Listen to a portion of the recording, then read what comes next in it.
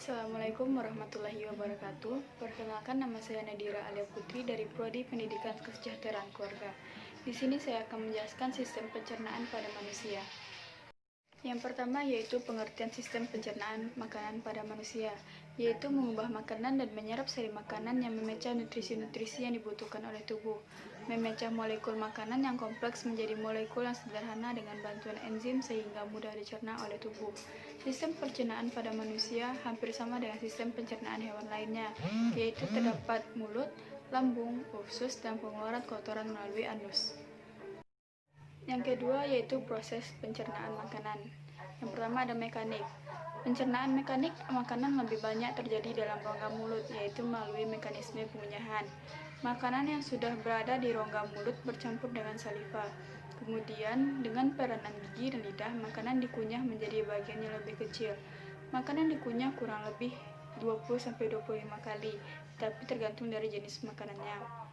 Makanan yang sudah dikunyah selanjutnya masuk ke esofagus melalui proses menelan. Pada esofagus terjadi gerakan peristaltik yang membawa makanan ke lambung. Yang kedua ada kimiawi. Sejak makanan berada dalam rongga mulut sudah dicerna secara kimiawi karena sudah bercampur dengan saliva yang mengandung dua jenis enzim pencernaan, yaitu lipase dan amilase. Di lambung, makanan bercampur dengan asam lambung, mucus, dan pepsin, kemudian dihasilkan komponen karbohidrat, protein, dan lemak. Ada 6 tahap utama dalam pencernaan. Yang pertama ada ingesti, yaitu pemasukan makanan ke dalam tubuh melalui mulut. Yang kedua ada mastikasi, yaitu proses mengunyah makanan oleh gigi. Yang ketiga ada deglutisi, yaitu proses menelan makanan di kerongkongan. Yang keempat ada ingesti, yaitu pengubahan makanan menjadi molekul yang lebih sederhana dengan bantuan enzim terdapat di lambung. Yang kelima ada absorpsi, yaitu proses penyerapan terjadi di usus halus. Yang keenam ada defekasi, yaitu pengeluaran sisa makanan yang sudah tidak berguna untuk tubuh melalui anus. Yang ketiga yaitu sistem pencernaan. Yang pertama ada rongga mulut. Mulut merupakan saluran pertama yang dilalui makanan. Pada rongga mulut dilengkapi alat pencernaan dan kelenjar pencernaan untuk membantu pencernaan makanan. Pada mulut terdapat gigi, memiliki fungsi memotong, mengoyak, dan menggiling makanan menjadi partikel yang kecil-kecil. Yang kedua ada lidah, memiliki peran mengatur letak makanan di dalam mulut serta mengecap rasa makanan. Yang ketiga ada kelenjar ludah. Ada 3 kelenjar ludah pada rongga mulut. Ketiga kelenjar ludah tersebut menghasilkan ludah setiap harinya sekitar 1-2,5 liter. Kandungan ludah pada manusia adalah air, mucus, enzim amilase, zat antibakteri, dan lain-lain. Fungsi ludah adalah melumasi rongga mulut serta mencerna karbohidrat menjadi disakarida. Selanjutnya esofagus atau kerongkongan merupakan saluran yang menghubungkan antara rongga mulut dengan lambung. Pada ujung saluran esofagus setelah mulut terdapat daerah yang disebut pharynx. Pada pharynx terdapat klep, yaitu epiglotis yang mengatur makanan agar tidak masuk ke trakea. Fungsi esofagus adalah menyalurkan makanan ke lambung. Agar makanan dapat berjalan sepanjang esofagus terdapat gerakan. Yang ketiga ada lambung. Lambung merupakan alat pencernaan yang berbentuk kantung. Dinding lambung tersusun dari otot-otot yang memanjang, melingkar, dan menyerong. Hal ini memungkinkan makanan yang masuk ke dalam lambung dibolak-balik dan diremas lagi sehingga menjadi lebih halus.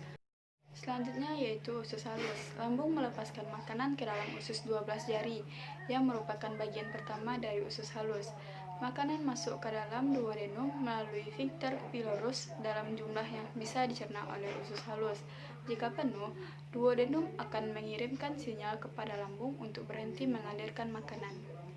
Yang kelima ada usus besar, merupakan usus yang memiliki diameter lebih besar dari usus halus, memiliki panjang 1,5 meter dan berbentuk seperti huruf U terbalik. Usus besar dibagi menjadi 3 daerah, yaitu kulon ascendens, kulon transversum, dan kulon descendens. Fungsi kulon adalah menyerap air selama proses pencernaan, tempat dihasilkannya vitamin K dan vitamin H sebagai hasil simbiosis dengan bakteri usus, membentuk massa feses, mendorong sisa makanan hasil pencernaan keluar dari tubuh, mengeluarkan feses dari tubuh. Yang keenam ada rektum dan anus, merupakan lubang tempat pembuangan feses dari tubuh. Sebelum dibuang lewat anus, feses ditampung terlebih dahulu pada bagian rektum. Apabila feses sudah dibuang, maka otot sphincter rektum mengatur pembukaan dan penutupan anus. Absorpsi zat gizi. Absorpsi atau penyerapan adalah suatu fenomena fisik atau kimiawi atau suatu proses sewaktu atom, molekul, dan ion memasuki suatu fase limbah lain yang bisa berupa gas, cairan, ataupun padat. Terjadi pada permukaan usus halus yang terdiri dari lipatan-lipatan dan masing-masing mempunyai ribuan lonjot. Setiap lonjot terdapat ratusan sel yang masing-masing memiliki bulu sangat halus. Materi selanjutnya yaitu gangguan pada sistem pencernaan. Yang pertama ada diare.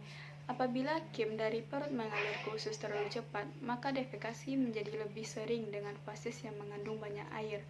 Keadaan seperti ini disebut diare. Penyebab diare antara lain stres, makanan tertentu, atau organisme perusak yang melukai dinding usus. Diare dalam waktu lama menyebabkan hilangnya air dan garam-garam mineral, sehingga terjadi dehidrasi. Yang kedua ada konstipasi atau sembelit. Sembelit terjadi jika kim masuk ke usus dengan sangat lambat. Akibatnya, air terlalu banyak diserap usus, maka fases menjadi keras dan kering. Sembelit ini disebabkan karena kurang mengkonsumsi makanan yang berupa tumbuhan berserat dan banyak mengkonsumsi daging. Yang ketiga ada tukak lambung. Dinding lambung diselubungi mukus yang di dalamnya juga terkandung enzim. Jika pertahanan mukus rusak, enzim pencernaan akan memakan bagian-bagian kecil dari lapisan permukaan lambung. Hasil dari kegiatan ini adalah terjadinya tukak lambung. Tukak lambung menyebabkan berlubangnya dinding lambung sehingga isi lambung jatuh ke rongga perut. Sebagian besar tukak lambung ini disebabkan oleh infeksi bakteri jenis tertentu. Yang keempat ada kanker usus. Kanker usus merupakan penyakit ketiga yang menjadi penyebab kematian di seluruh dunia.